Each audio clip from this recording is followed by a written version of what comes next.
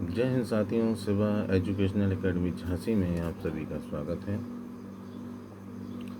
अभी हम पिछले टॉपिक में हड़प्पा संस्कृति, सिंधु घाटी में कांस्य एवं शहरीकरण के 2 पार्ट पर चर्चा कर चुके हैं। ये हमारा तीसरा पार्ट है, धार्मिक परंपराएं।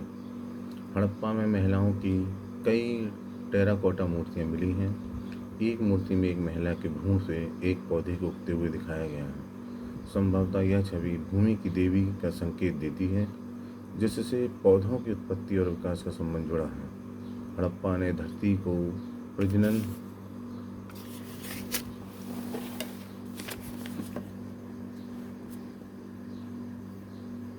की देवी के रूप में देखा और उसी तरह पूजा की, जैसे मिस्र ने नील देवी आइसिस की पूजा की थी। हम नहीं जानते कि हड़प्पा के लोग मिस्र के लोगों की तरह मातृ प्रधान हैं या नहीं। मिस्र में बेटी सिंहासन या संपत्ति की उत्तराधिकारी बनती थी, लेकिन हम हड़प्पा समाज की विरासत व शासन की प्रकृति के बारे में नहीं जानते।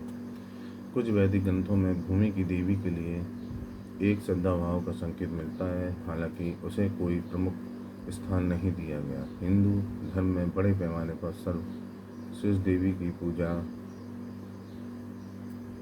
के विकास में बहुत समय लगा। पुराणों और तंत्र साहित्य में वर्णित दुर्गा, अम्बा, काली और चंडी जैसी विभिन्न देवी माता के संकेत 6वीं शताब्दी से मिलते हैं। उस दौरान हर गांव की अपनी अलग देवी थी।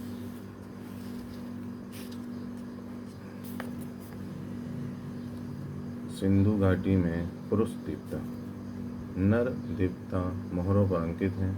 इस देवता के 3 सिंग वाले सिर हैं, जिसमें वह योगी की मुद्रा में एक पैर दूसरे पैर पर चढ़ाकर बैठा है।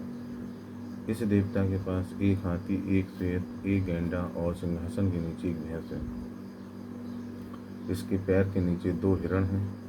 चित्रित देवता को पशुपति महादेव के रूप में पहचाना जाता है, लेकिन यह पहचान संदिग्ध है, क्योंकि यहाँ बैल को चित्रित नहीं किया गया है और सिंग वाले देवता अन्य प्राचीन सभ्यताओं में भी दिखाई पड़ते हैं। हमें पुरुष लिंग की पूजा भी देखने को मिलती है,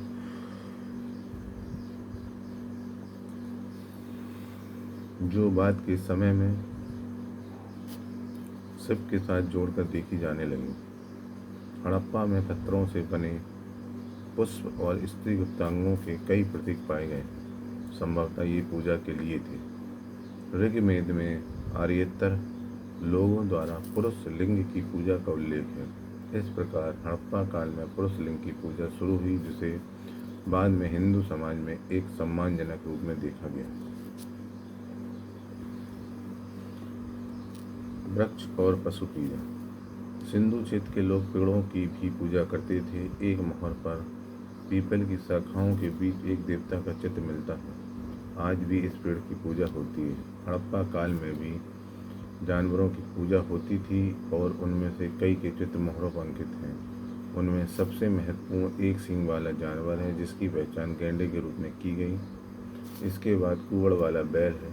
आज भी जब ऐसा बैल सड़कों पर गुजरता है तो धार्मिक हिंदू रास्ता दे देते हैं। इसी प्रकार पशुपति महादेव के आसपास के जानवरों से संकेत मिलता है कि इनकी पूजा होती थी। जाहिर है कि सिंधु क्षेत्र के निवासियों ने पेड़ों, जानवरों और मनुष्यों के रूप में देवताओं की पूजा की, लेकिन देवताओं को मंदिर में नहीं रखा गया। यह मंदिरों वाली प्रथा प्राचीन मिस्र और मेसोपोटामिया में आम थी। हड़प्पा के धार्मिक विश्वासों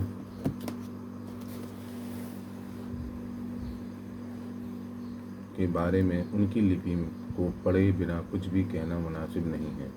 ताबीज़ बड़ी संख्या में पाए गए हैं। सामान्यतः हड़प्पा के लोग भूत और बुरी ताकतों पर विश्वास करते थे और इसलिए उन्होंने उनसे बचने के लिए ताबीज़ का इस्तेमाल किया। अनायों की परंपरा से संबंध अथर्ववेद में कई जादुई मंत्र शामिल हैं, जिनमें रोगों और बुरी ताकतों से बचाव के लिए ताबीज़ के इस्तेमाल की सलाह है। Thank you.